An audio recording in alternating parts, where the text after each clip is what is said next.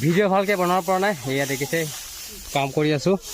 এইটো আমি আমাৰ ভাষাত উকনা বুলি কয়। আৰু ইপিনে লগৰ এজন আছে, আৰু ইপিনে আইটো মামা, ইপিনে ট্ৰেক্টৰ লগত আজি মৰণা মাৰিছে।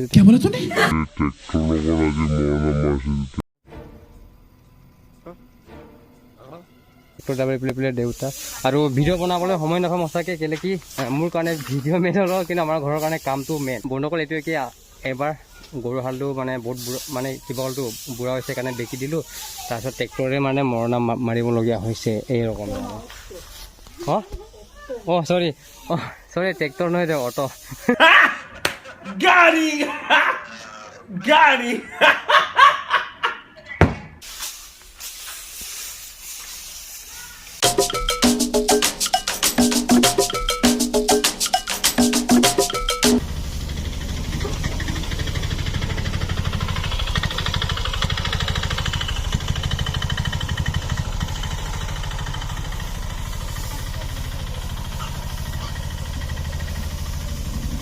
এতিয়া গৈ আছোঁ এই চাইকেলখন লৈ ব্ৰইলাৰ আনিবলৈ, কেলৈ কি যিটো মৰণা মাৰি আছোঁ অটোৰে লাগি দিয়া অকলক খুৱাব লাগিব নহয়, সেইকাৰণে এতিয়া যাওঁ। ক'ত যাওঁ? ঐ বেংগলৰ যা ভালকৈ যা দেই, একদম 2 বছৰমান থাকি আহিবি। তাৰপিছত ইণ্টাৰভিউ দিলোঁ, ইণ্টাৰভিউ দিয়াই নাই এতিয়ালৈকে। নমস্কাৰ বন্ধুসকল, স্বাগতম জনাইছে মোৰ আজিৰ নতুন এটা ভিডিঅ'লৈ। আৰু সকলোকে বহুত মনৰ পৰা ধন্যবাদ 90K ছাবস্ক্ৰাইবাৰ কমপ্লিট কৰি দিয়াৰ বাবে।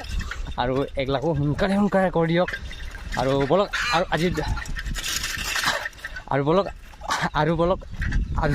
আজিৰ ভিডিঅ'টো আৰম্ভ কৰি দিওঁ। এবছৰ বেছি হ'ল চাগে এনেকুৱা চাইকেল চলোৱা নাইকে। কেনেকুৱা লাগিছে, পুৰা একদম হালকা। অকল বাইক চলাই মানে চাইকেলখন একেবাৰে একদম কি কওঁ মানে পাতলা লাগিছে, হালকা।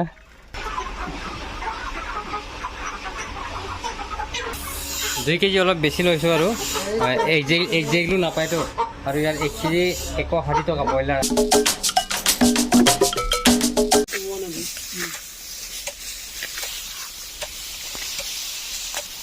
ফাৰ্ষ্ট ৰাউণ্ডটো খতম কৰিলে এয়া চাব খেৰবিলাক। আৰু দেখিলে চাগে যেতিয়া মানে এইটো খতম কৰাৰ পাছত কাটাটো এয়া আকৌ ছেকেণ্ড ৰাউণ্ড এটা ষ্টাৰ্ট হৈ গ'ল। অলপমান ওপৰটো যিটো মানে হৰি গৈছিলে অলপমান গুচাই মেলি সেইটো মানে পাল্টি মাৰি দিছোঁগৈ, মানে তলৰখিনি ওপৰত। চাবচোন কমতি নেকি। আৰু জেগাটো সৰু আছে, চোতালটো ডাঙৰ হ'লে আৰু বেছি ভাল হ'লে, পটাপট সোনকালে হৈ গ'লে তাৰপিছত চলি যাব। আৰু এইটো লাষ্ট আৰু এইটোৱে এতিয়া আকৌ আৰম্ভ হৈ গ'লে। এয়া পটাপট জেগাটো সৰু যেন, সেইকাৰণে ঘূৰাবলৈ বৰ অসুবিধা হৈছে।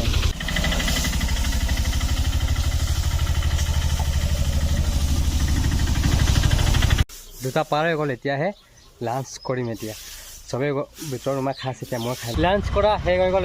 এতিয়া আৰম্ভ হৈ গ'ল। ইপিলে বেলি ক'ত পাই গ'ল চাওঁ ন।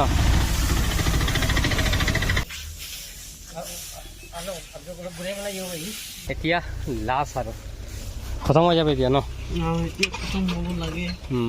আধা ঘণ্টামান নহ'লে হৈ যাব।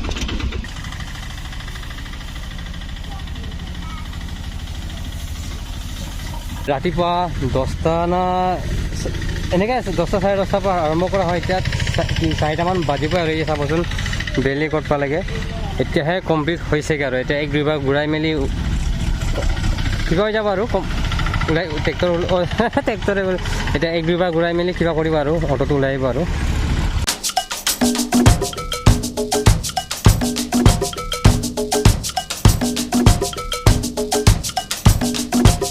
সদায় হীৰাদাই অকলে এই জেগাত ইভিনিং ৱাক কৰে, সেইকাৰণে আজি ময়ো আহি গ'লোঁ হীৰাদাৰ লগত।